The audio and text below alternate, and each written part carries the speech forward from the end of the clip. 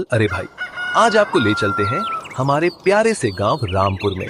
गांव जहां की गलियों में बच्चे कंचे खेलते हैं, कुएं से पानी खींचने की छर्र छर्र आवाज आती है, लेकिन इन सब के बीच लाला हरिराम का घर है। और वहां नई बहू का आगमन। लाला हरिराम की बहू सुमन अभी अभी ब्याह कर आई है। शहर की पढ़ी लिखी, थोड़ी नटखट, थोड़ी समझदार और चेहरे पर हमेशा मुस्कान। सास जी कमला देवी गांव की महारानी, माथे पर बड़ी बिंदी, आंखों में तिरछी नजर और जुबान पर तड़का। सुबह का सीन। सास बोली, बहू, गांव में तो सूरज से पहले उठना पड़ता है। बहू बोली, अम्मा, शहर में तो सूरज भी मेरे बाद उठता था, लेकिन ठीक है, कल से पहले उठ जाऊंगी। रसोई का पहली बार बहू ने खाना बनाया। सास जी ने दाल छकी।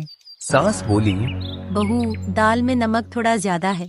बहू बोली, अम्मा, नमक थोड़ा ज्यादा हो तो जिंदगी में मजा आता है, बिल्कुल आपकी तरह। सास आंखें खोल करके, ओह, मतलब मैं नमकीन हूँ। बहू हंसते हुए।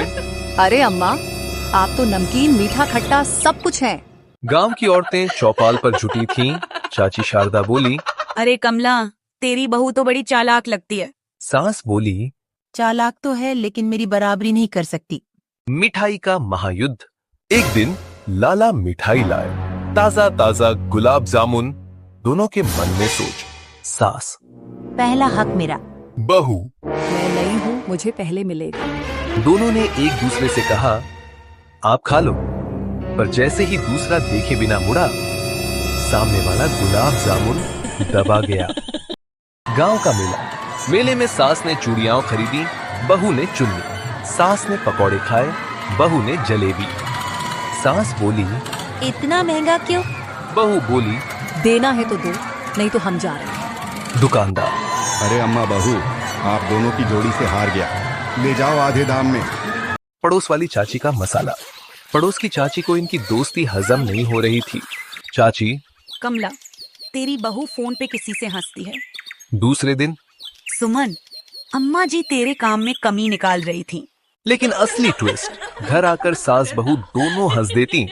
ये चाची चाहती हैं हम लड़े, पर इन्हें क्या पता, हम तो टीम हैं। असली इम्तिहान। एक दिन सुमन बीमार हो गई। सास जी रात भर उसके पास बैठी, दूध गर्म किया, दवाई दी। बहू, अम्मा, आप मुझे इतना क्यों चाहती हैं, जबकि हम रोज झगड़ते हैं। सास मुस्कुराकर, अरे पगली, झगड़े तो नमक मिर्च हैं, असली खाना तो प्यार से बनता है।